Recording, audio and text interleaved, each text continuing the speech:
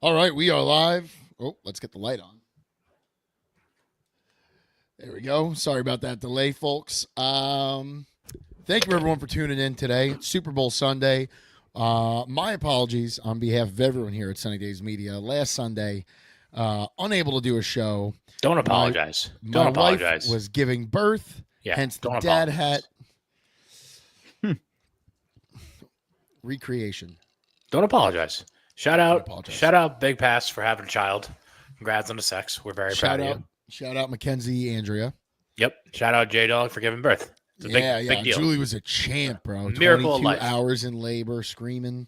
She was in a lot of pain, bro. That is something else to see. Let me tell you, folks. She did great though, and baby's doing great. Mama's doing great. We're moving on here to the Super Bowl. Before we get into the Super Bowl, couple quick notes and something that we're doing here at Sunny Days. Past 2 years, we've done a draft show on night one of the NFL draft. It's typically our best and biggest night. We put a lot of prep into it. There's a lot of work that goes into the show. I think I'll be working nights. I wanted to do something live down here in the den with everyone, but it's going to be hard. So it may have to be over StreamYard. I may be doing it from my work trailer if my boss allows that. I don't know. I got to figure something out. But nonetheless, we will be doing the show. It's going to be great. We go for the entire first round, night one. We give analysis on every single player drafted. We personally, it's not what we do for a living, right? But we scout these guys. We watch the tape. We read the notes. And we give our honest opinions. And I think last year's show was fantastic. Mm-hmm. And I think this year is going to be even better. So definitely tune into that. What's great about that is, just like any other show, you pull it up on your laptop, pull it up on your phone. By then, I'm sure guys will be tuned into the Knicks. If the Rangers or Islanders, Devils are making a playoff push, you could still watch that. If there's a lot of people that kind of are interested in the NFL draft, but don't want to sit down for 3 hours and watch guys like me and Facino, we're junkies for this. So I think I've missed one NFL draft since 2011. It's probably the best day of the year as a football fan. Yeah. Eternal hope on draft day. But yeah, definitely tune in and listen, even if your team is drafting, 16th, then like I said, pop us on 20 minutes in, an hour into it, and turn on the volume when your team's on. And like and subscribe. Definitely share what we're doing here because there is a lot of work that goes into it. And now let's get on to some of the news and notes around the league before we get into the Super Bowl. We'll do this. We'll be very brief here. 1 second. It's bad today. Okay. Well, I really wanted to get Facino's take on this. Yeah. But I guess we'll start with this. Debo. I have no idea why. Didn't know that. All right. Never mind. Yeah, no. We will. I thought Facino was walking away. I'm back. Debo Samuel granted permission to seek trade from the 49ers. Going to be a very interesting offseason there. And I think actually, just to kind of go back to the draft show here, we have talked in the group chat a little about doing this. I think we'll be doing some periodic shows if we can throughout the offseason, because it's going to be a very lively offseason for the Jet fans, for the Giant fans especially. I should say Jet fans especially.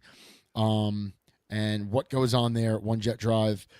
Saints expected to name Kellen Moore, Eagles OC, as their next head coach. I feel like with him, it was just a matter of time. The reports were coming out that he was going to get this job, but I've been saying probably for the past 3-4 years now that it was a matter of time before Kellen Moore got a job somewhere. Not me advocating that I think he's going to be a great head coach. I don't always think he's the best OC in the league, but he's a guy that's been doing this for a while now. Had a nice college career, very short stint in the NFL. So good for him. And regardless of what happens to the Eagles today, congratulations to Kellen Moore. Big news of the day in Jetland. Jets will not bring Rodgers back in 2025. So it's unconfirmed. It's unconfirmed, and it's more than likely. And I know Jay Glazer is a guru when it comes to these sort of things. I understand he knows all the ins and outs and whatever. I don't know how true this is. And maybe this is me being a delusional Jet fan and in the minority. I'm a fan of Aaron Rodgers. I thought he had a pretty solid season, all things considered. I understand there were times where I wanted to pull my hair out. You well aware of that past. You were texting me on the side being like, do you get it now? Do you understand why this guy's a fucking cocksucker? Yes, I do. But also at the same time, I feel like he wasn't part of the problem. Like, I'm not gonna say he wasn't part of the problem, but he wasn't the problem. And I think to move on from him, I saw a list of free agent quarterbacks this year, and they are. It ain't pretty. Yeah. It ain't pretty. So the only thing I would say to you here, Jerry, regardless, and you finish that up, and I'm sorry to cut you off.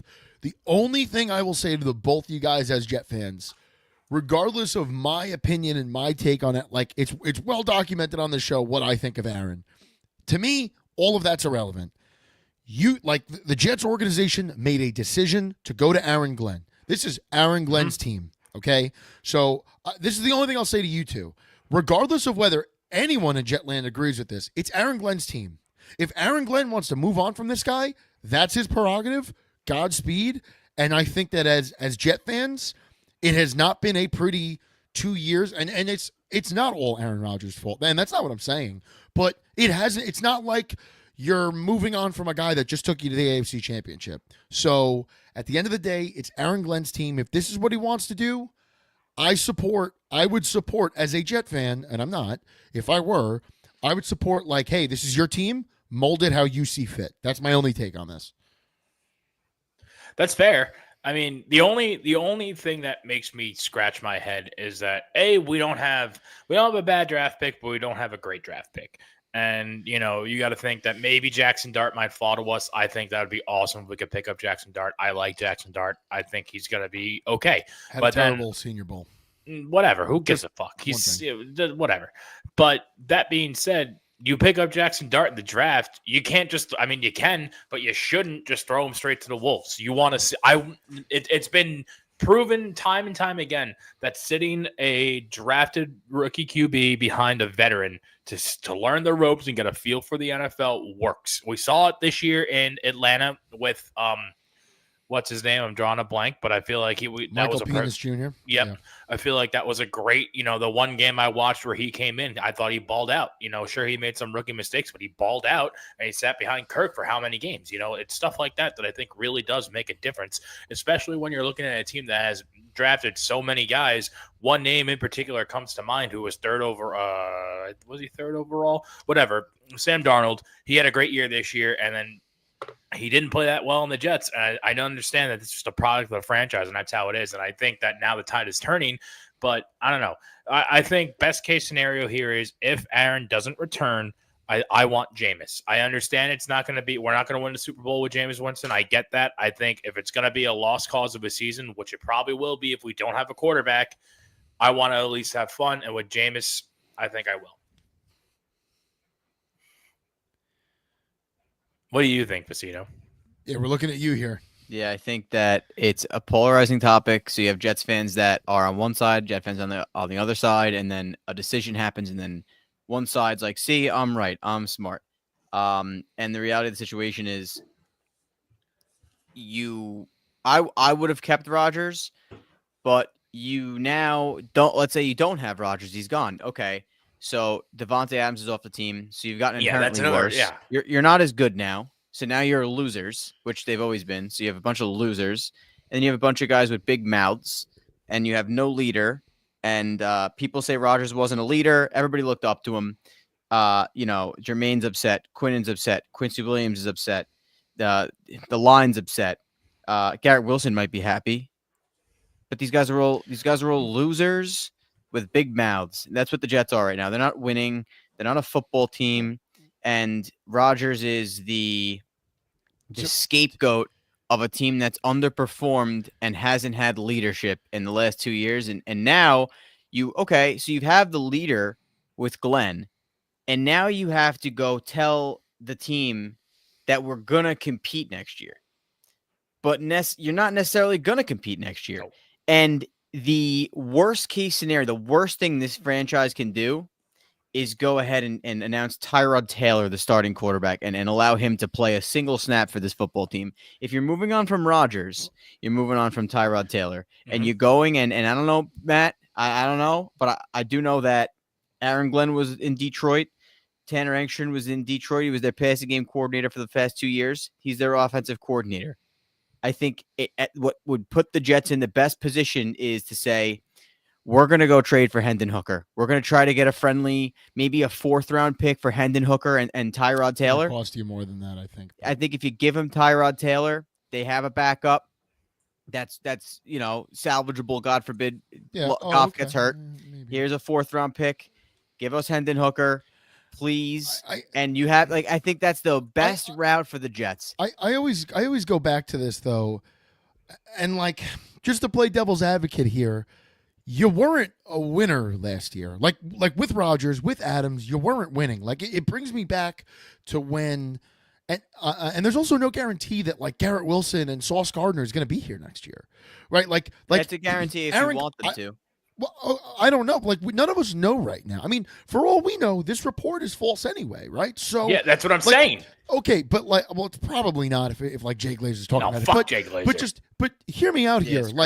I take this back to when Detroit traded away Darius Slay and Quandre Diggs, and they were both really, really good players, right? Those guys were awesome. Okay, but I looked at it and I was like, I don't want to see them go, but we were a loser with you. You were not putting us over the edge, and it's not all of Rodgers' fault. Okay, it's not. And yes, at times, Facino, I agree, he was the scapegoat. Fine. I mean, let's not ignore the elephant in the room that a head coach got fired and an OC got demoted. So maybe there were 2 scapegoats before him, but fine. Yes, in the media, in the fan base, sure. After a while, it was Rodgers. Fine. At the end of the day, you were a loser with him. That's what you were last year. The New York Jets were a losing team with Aaron Rodgers at the helm. Is that all Aaron Rodgers' fault? No. No, not even close. But I think we could all agree, maybe at best next year, you're a playoff team. You're a team that makes it to the divisional, the AFC Championship. Maybe, but we've also seen what it looks like at its worst. And it's not good. It's not enjoyable. The Jet fans were not getting meaningful games past Halloween this year. I mean, you just weren't. So this idea that you're setting the team back by moving on from them, maybe not. Maybe Aaron Glenn is ripping this thing down to the studs, and he's taking over the way Dan Campbell took over in Detroit. Hey, whoever wants to be here is going to be here. Whoever doesn't want to be here, let me know today, and we'll get you out of here. And I think that would be the best way. The best way of rebuilding the New York Jets is ripping this down to the studs, having a 3-4 win season next year, okay, and setting a culture. And basically tell the guys in this room, tell the guys in this room, we were a loser with you this year, and we'll be a loser with you next year. So if you got a problem with how things are going to be done here, there's the door. Let us know that you want to leave, and we will find the best scenario for both you and us, the organization. And I think that there's nothing wrong with that, because if you're a Jet fan and you're hoping for Rodgers and Adams to come back for what? For what? This was not a good team. Rip this thing down to the studs. Get some. Now, all of this goes to shit if you can't draft, right? Matt, so if the Jets at the same time, yeah, they weren't a good team because there was nobody that was going to put them in a position to win. And if you're a coach and you look at this roster in August of last year and you think they're going to the Super Bowl, or you think they're going to make the playoffs, and you think you're a good head coach, then what is the difference if you've gotten the job and it's February 2025? The only difference, there's a few pieces on defense that they lost that weren't even performing well anyway. I think, and if I was a coach, I would want the Jets job because I would have felt like I could win. Now you have to say, we don't have Rodgers anymore. We're going to move on and get a quarterback. If they don't get a guy like Hendon Hooker, they're throwing the season away. Because even if you're good, is that the worst thing for them long term? Because this organization has been a disaster. It's been a dumpster fire since the 2010 AFC Championship. It's been a joke of an organization. You have done nothing. So you know what? Why not? Why not look at the room and say, yeah, we're going to be trash next year. We're going to be trash because we're trying to rebuild this thing.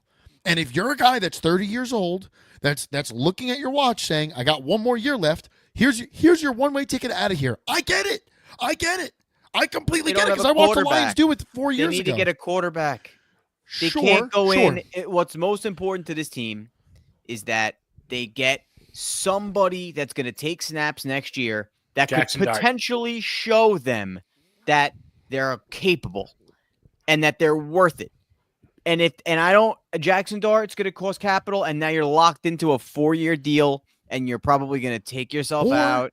So you want a rental? Is that what you're saying? I want Hendon Hooker because his contract's over in 2 years. If he sucks, they're getting a top pick. I can move on from him. It's $1 million a year. But does he's Aaron great, Glenn, maybe I have a quarterback. Does Aaron Glenn have that kind of time?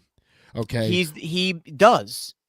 What do you mean he does? He's got a 6-year. If he throws away, I think Woody Aaron Johnson Glenn shoots from has the hip. at least 3 to 4 years. At least 3 so to 4 years. So if the first 2 years are bad, now Woody Johnson's looking at him like, I gave you the reins to this organization. Woody Johnson's not looking at shit. Woody Johnson's not doing anything for the next 4 years. The point is, he's fucking busy being a diplomat to the UK. He's not going to worry about his prized possession of the football team. He doesn't give a fuck.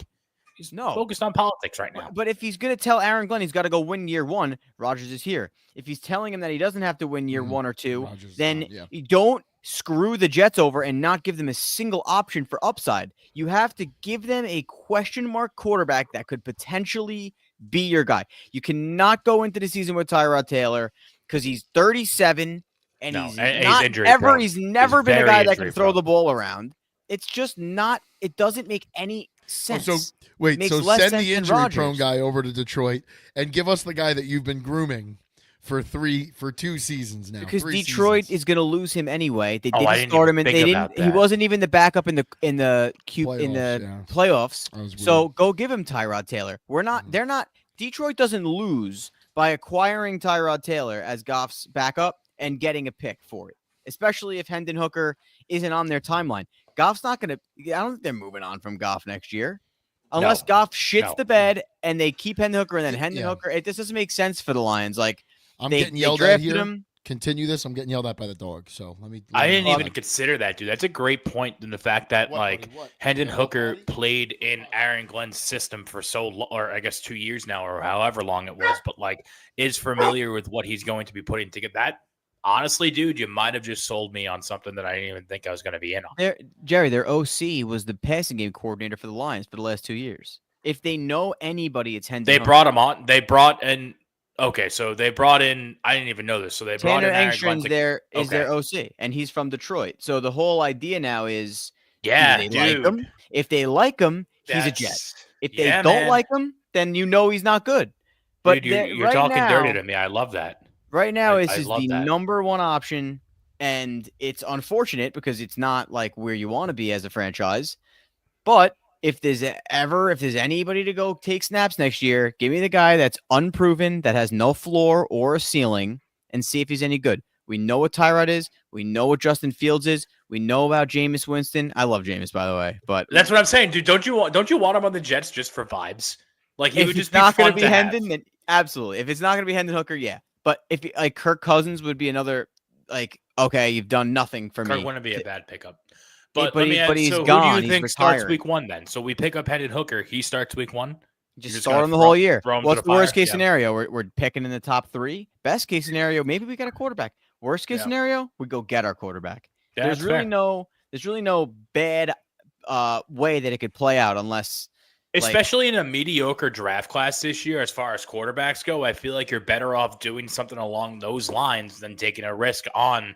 I mean, I know I'll keep screaming from the rooftops, Jackson Dart, just because I love his name and I watched a lot of Ole Miss this year. I think he's a pretty solid quarterback, but I do think that this quarterback class is going to be one that's shines back where there's no real more bust than not, so to speak. Let me ask you guys this now. What happens to Rodgers? Is this it, or is he going to Tennessee? What do we think? I think it depends on how much he wants to play for.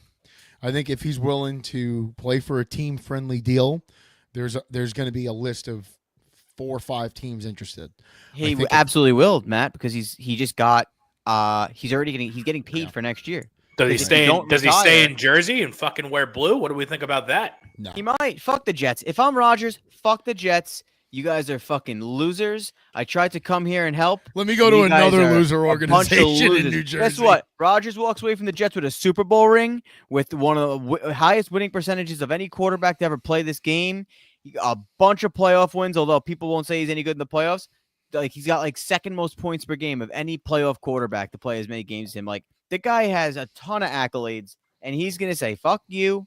I'm going to go play for a team I could try to help compete, and he's going to do it next year. Because you know why? Because the team he goes to will probably have a much better structure and coaching staff. Jets went into this season with a fucking high school basketball coach, it felt like, as their coach.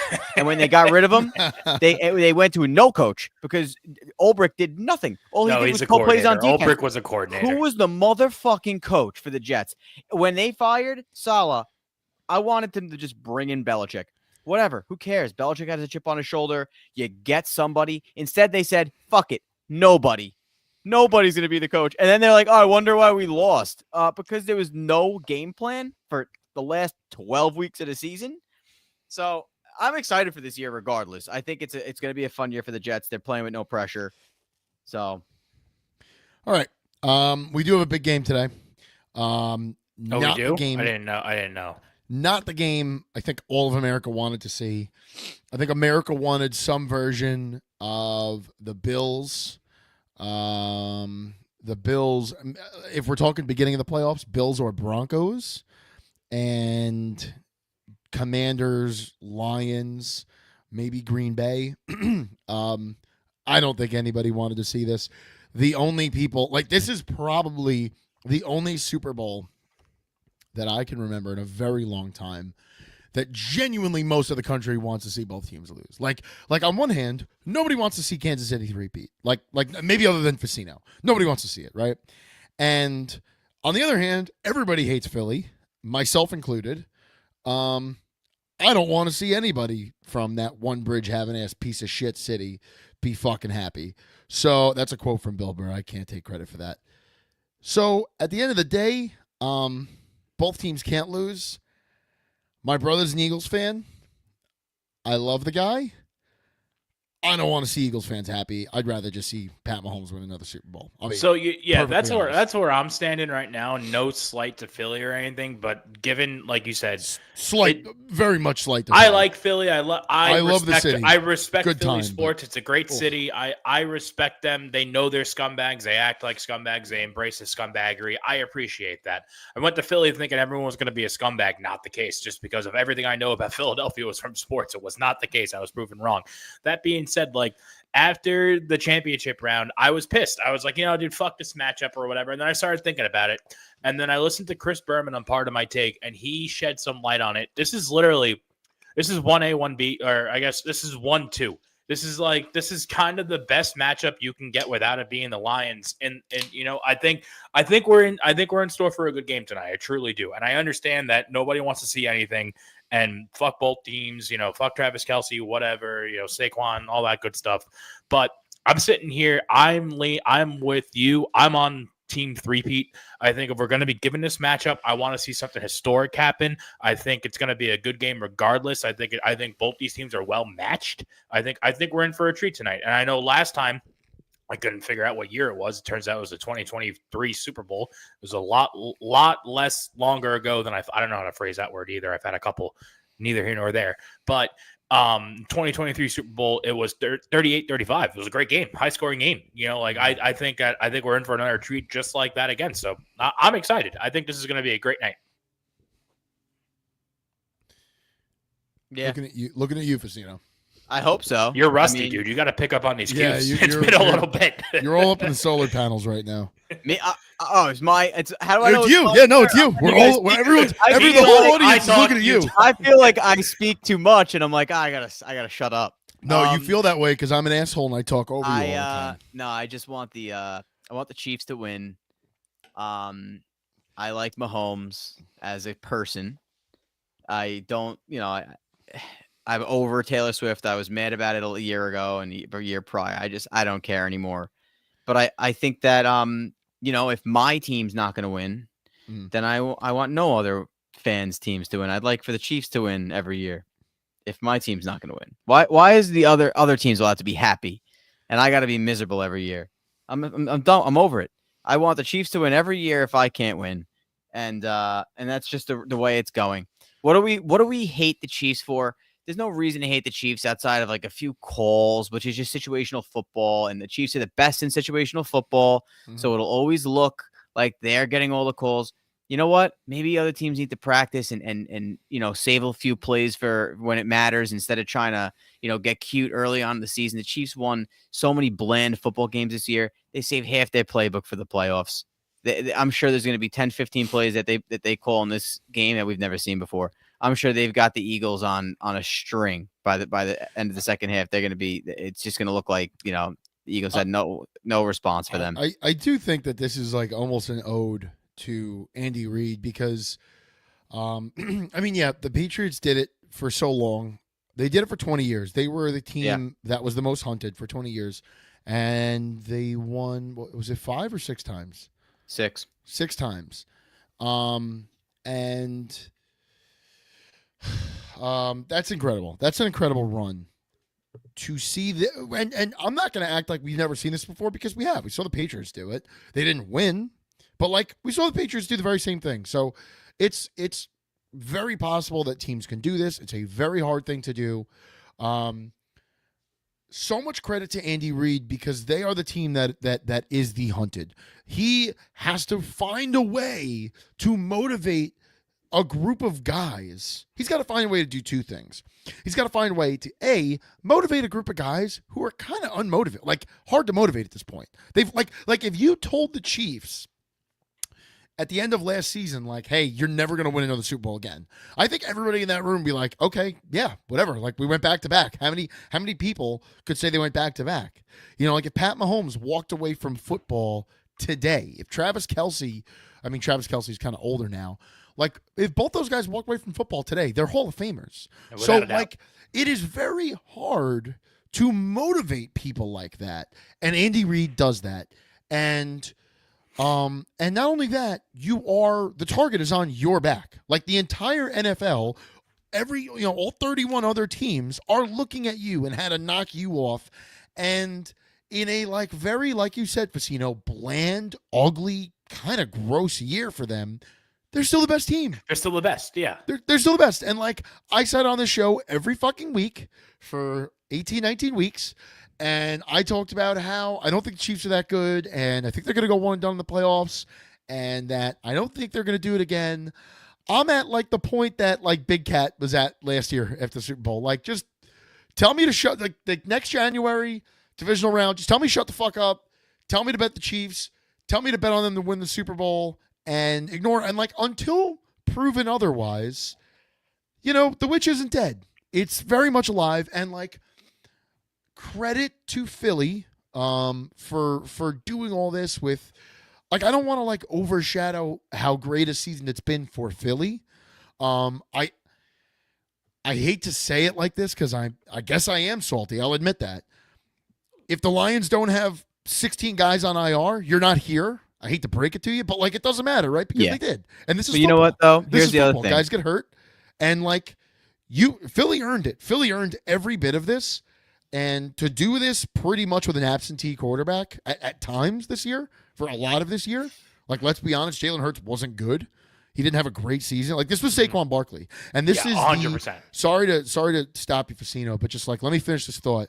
This is like, we are living in an era of, I guess passing isn't what it was when we were kids 10 years ago, but you know what? We are living in a very exciting revitalization of the run game. And we saw that with Derrick Henry. We saw that with James Cook, Jahmyr Gibbs, Saquon Barkley, all people. I mean, Derrick Henry and Saquon were 2 guys pretty much the entire NFL community gave up on, right? Like, nobody was lining up for Saquon Barkley. Nobody was lining up for Derrick Henry. What? I was first in line.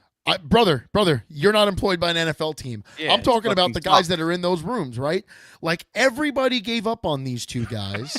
and like, what was this year led by? This year was led by running backs. That's what it was. Yeah. You know, like, okay, Kansas City's got Mahomes, and we know that, and they've got Kelsey and fucking Taylor Swift shaking her flat ass in the fucking booth. But outside of that, like, the rest of the NFL was running. And it's, once again, it's a revitalization of the running game. This idea that we had 5-6 years ago that running backs don't matter, and I'll find another. I mean, the amount of asshole Giant fans that were mad with the Saquon pick. You fucking fools. You fools. This guy was on your team for 4 years, 5 years, and you just talked about him like we should have got Sam Darnold. No, you had the right guy. You just fucked it up. It wasn't Saquon's fault. It was the next 20 picks. You fucked it up. That was your fault. Like, you're the asshole that spilled coffee on your pants. Nobody else. Nobody's in the room with you. And I am so happy to see this because any actual, like, I'm not talking the casuals, right? I'm not talking about like your asshole uncle who walks in on Thanksgiving and he's like, oh, the Lions again. Oh, my. No. Like, I'm talking about like actual NFL fans that know how important the run game is, that know that the run game sets up the pass game, and you can't throw the ball if you can't run the ball in this league. And Rant over. I'm sorry, Facino. There is a reality where Saquon Barkley is holding up a Super Bowl MVP trophy in a Philadelphia Eagles jersey because Joe Sheen is an asshole. He should be fired, and he should be fired at midnight. He should have been fired when they got this. I hope he gets fired. You cannot do that. You can't screw over a franchise like that. But I do want to say, of all the offensive coaches, they are the only team, you know, that's the only route to go down. You can't, defensive coaches don't matter, and they never win Super Bowls. I just want to say one thing. The two best defensive minds in football are going at it tonight. The two best, Vic Fangio and Steve Spagnuolo. Yeah. Oh, yeah. And that is how you win. You build a juggernaut offense that can control the ball, and when the playoffs comes around, you scheme up a defense that can play in tandem with your offense. And I think that the Lions were missing that this year. And I think that Glenn is an overrated actual coach. I think he's going to be a better head coach than he was a defensive coordinator. But he was overrated in that he's category. Not a good defensive coordinator. And unfortunately, you know, it cost the Lions this year, in my opinion. You cannot allow the Commanders to just walk you up and down the aisle. And I don't think that a Spagnuolo defense would ever allow that. I don't think a Fangio defense would allow something like that. I would say this, though. Spagnuolo was missing his three edge rushers he started the season with, his starting D tackle, his last cornerback that he had. You left, have an argument. You know? There's not a And it's Spagnuolo's a wizard. He's a wizard, and you know what? There's got to be a time when someone just hires him as a head coach just to separate the two. But there's no point, though, because you know that, like, again, Vic Fangio and Steve Spagnuolo have both had chances at head coaching. And I was just about to say, isn't it crazy how good these guys are at being a coordinator, but then when they go into the head coaching role, they kind of shit their pants. Nobody gives them a chance. They don't give them time, man. They both got chances. Spagnuolo had 2 years. He didn't get the quarterback. If they were if let's say a job like the Bengals opened up and Steve Spagnuolo was hired as the Bengals head coach, they'd be in the Super Bowl. It's just that it didn't work out and they picked the wrong opportunities, and that's unfortunate. Or you've got guys like a Buddy Ryan at times, like a Rex Ryan, like Bum Phillips, like Wade Phillips, that were just fantastic coordinators. I mean, think back to when you were in high school. How many teachers did you have that were the best teacher? Like you could think of, I bet we could all think of one teacher that we had, regardless of our interest in the subject or not, that we would say, like, that was the best teacher I ever had. And I don't think that though any of those 2 or 3 teachers I'm thinking of were the most intelligent people that ever taught me. Like, I think that I've been in front of far more intelligent people, but they weren't good teachers. And I think that that's the truth with coaching. There are guys that are masterminds and can create a powerhouse offense or defense that could shut anyone down in the world. And then you give them the reins to the entire ship and they can't do it. Because it's a lot. Because too much to focus on. Instead of one pocket, you're all over the place. That's what happened with Earlbrick this year. It's a lot of people that we see in our own walks of life, our own worlds that we work in every day. You see people that are promoted into management positions because they excelled at the position that they were at, and they fail. And it's not because they were bad. It's not because they were doing it with smoke and mirrors. It's because they were good at that one particular thing. I mean, I could tell you so many times, not that I have a very extensive career in firefighting, because I don't. Jerry, you're a career firefighter now. You have been around a bunch of guys that were tremendous firemen, and then they were elected lieutenant or they were elected chief, and they shit their pants. And it's not because they're a bad leader. It's not because they don't know how to fight a fire. They're just not good at delegating. Yeah. They're not good at, because like when you're a coordinator, your hands are on that one side of the ball. That is your job from 9 to 5, from 6 to 6. That is your job. You're not concerned with addressing the media about a DUI. You're not concerned about addressing the media about someone's political post, right? You're only addressing one side of the ball. You talk to the media once a week. The head coach talks to them every single day. The head coach has to set the tone. He's got to set the culture. He's got a lot on his plate, and it's almost more of being a politician than it ever is being a coach anymore. And that's the nature of it. Really, that's what it is. Yeah. Like I love Dan Campbell. I love him. I think he's the best coach the Lions have ever had. I think he's a top 3, top 5 coach in the NFL currently. Hard pressed to find, 25, 26 other guys better than him.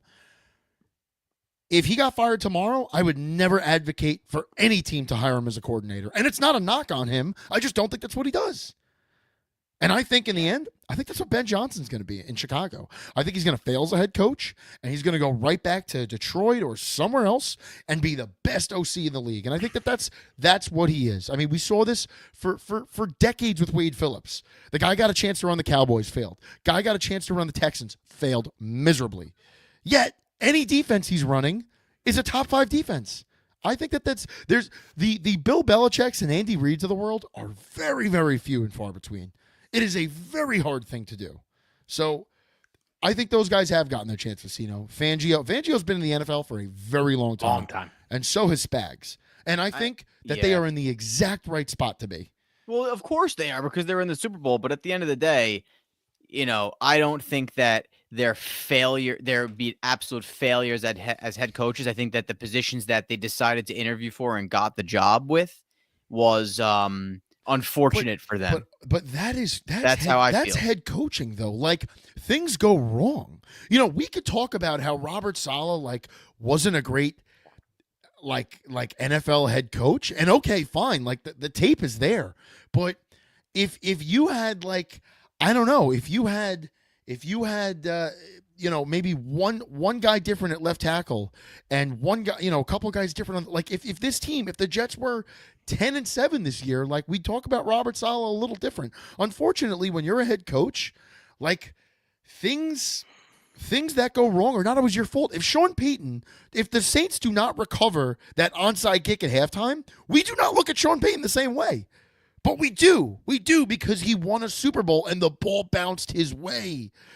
Tom Brady's talking about it all the time. To win a Super Bowl, you've got to be great, but you've got to be tremendously lucky.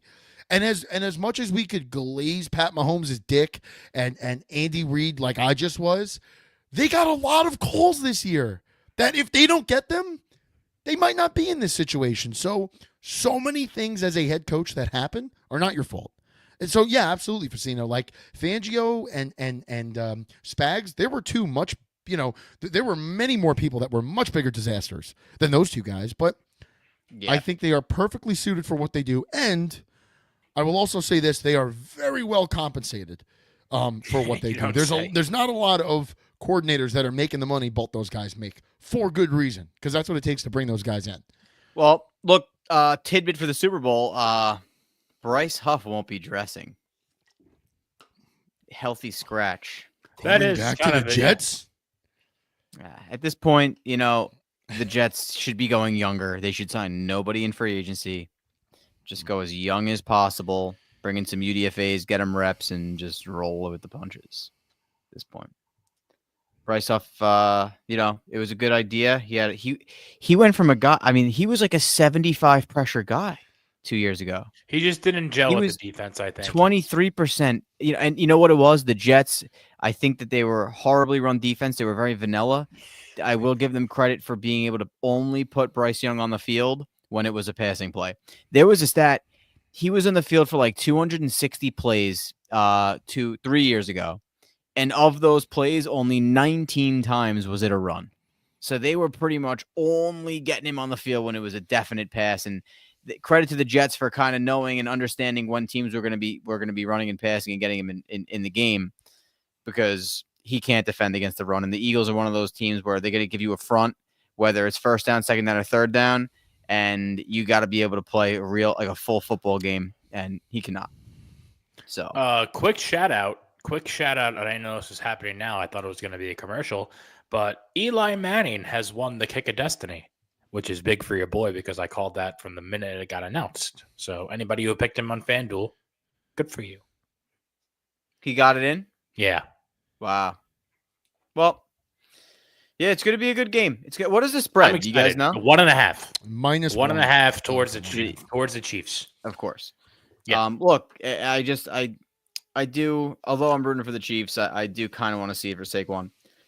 Other than that, I really... So not to get all fucking X's and O's because I know I don't know what I'm talking about here, but I truly think that both of these teams match up very well in their respective. Like I'm excited to see how the Kansas City D front line is going to match up against. I want to see how they're going to try to contain Saquon or what they're going to be able to do.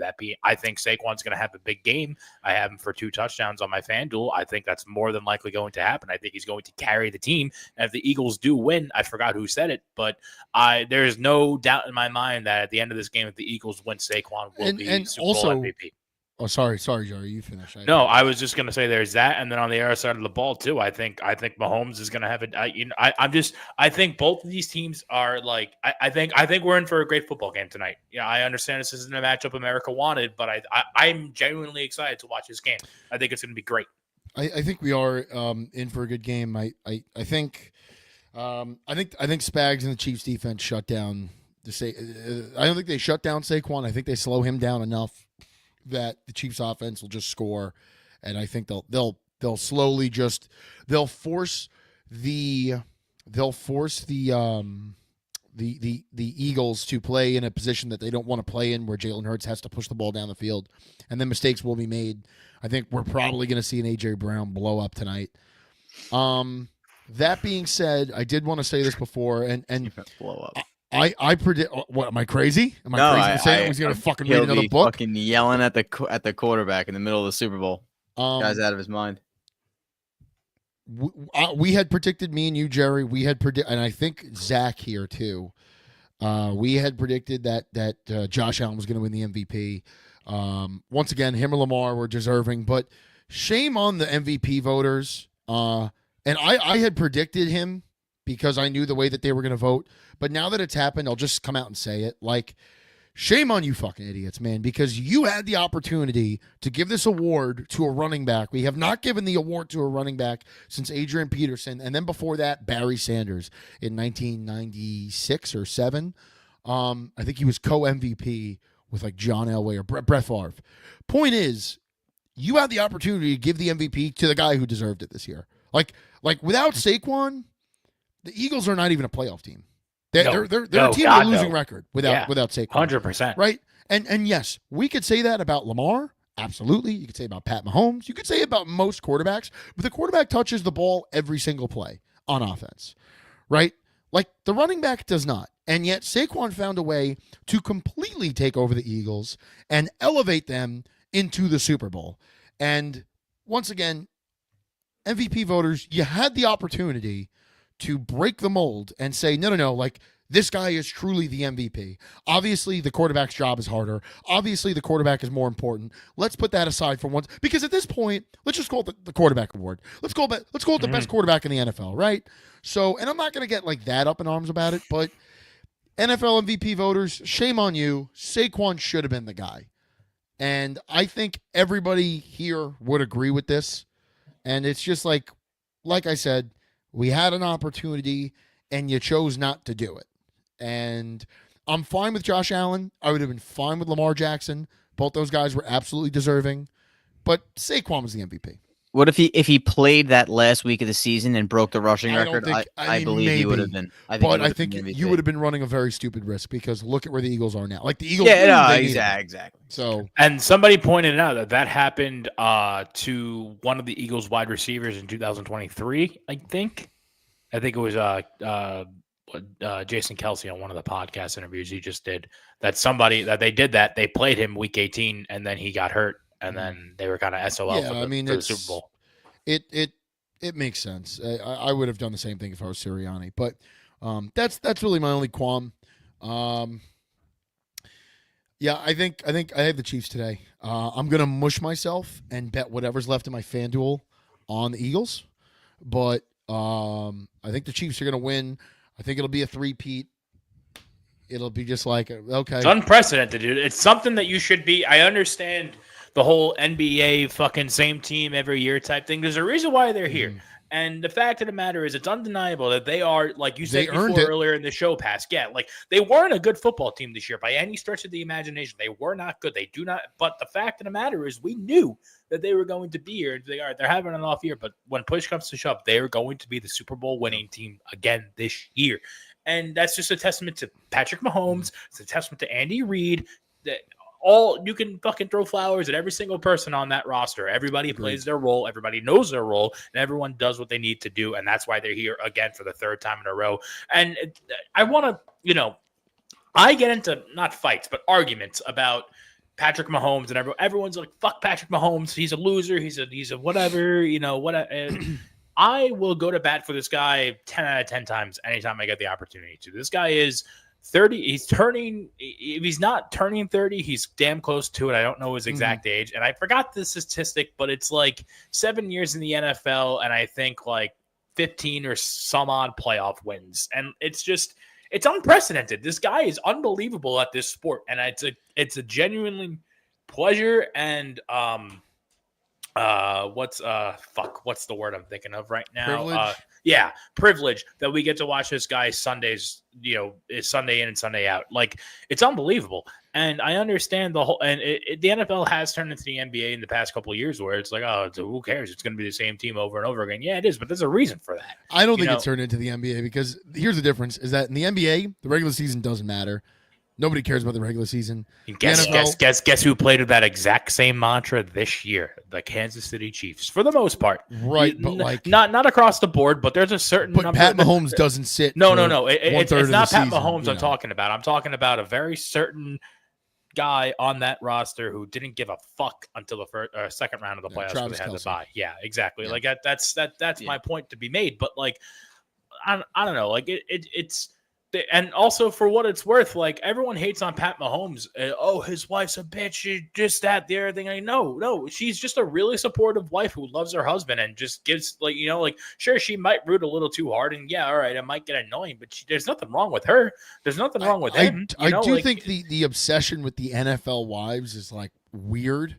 Like, I got a lot of Lions fans that still talk to me about Stafford's wife, and like, okay, she's annoying. I think it's just because she's a talking head. She's a podcast. She's all this. But like, okay, Mahomes' wife that came full circle. Like we didn't care that we cared, and now he's still winning. But like now nobody gives a shit anymore. At the end of the day, it's fine. Who cares? Who gives a shit? I think she's supportive. She's on the right side of history, and they got a nice, beautiful family together. And I'm proud of them for being together and having a nice family. I have a question for the group. So a buddy of mine, Parnell, shout out Parnell. He's listening right now with his dad Joe. Shout out Joe. He texted me because they're both diehard Giants fans, and I made sure they were here for the Saquon rant, and they were, thank God. But he texted me and he asked if the Eagles win tonight and Saquon wins the MVP, is Saquon Barkley an NFL Hall of Famer? Like if Saquon just retired today, no. He can be with he won Offensive Player of the Year. He just needs another few years to get over 11,000 because once you get to 11,000, that's when you're like, okay, you've done the necessary statistics to get there. There's sorry, keep going. No, he's at 7,200 now with only 48 touchdowns. So I would say he signed a 3-year deal with the Eagles. If he goes for another 1,500, he'd be at 10,000. and he would only be, I mean, I think he's only like 25 years old, 26 years old. He's not. He's Just not the guy's 25. I'll 27. tell you that he's young, but he's not 25. Just basing He's 27. on, So basing it on how the NFL voters, the Hall of Fame voters go, it took Terrell Davis a really long time to get in. Terrell Davis won 2 Super Bowls for the Broncos, essentially, right? Like one of them with a migraine, the guy couldn't even see, and they still had him playing in that game.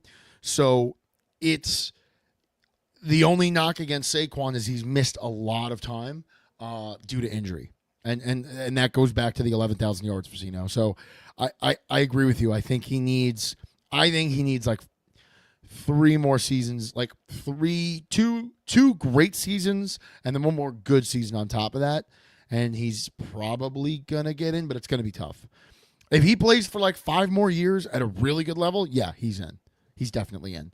If he plays like 2 more at a great level, 1 more at a good level, and that's it, it's gonna be tough. It's all this hinged upon the fact that he wins an MVP tonight.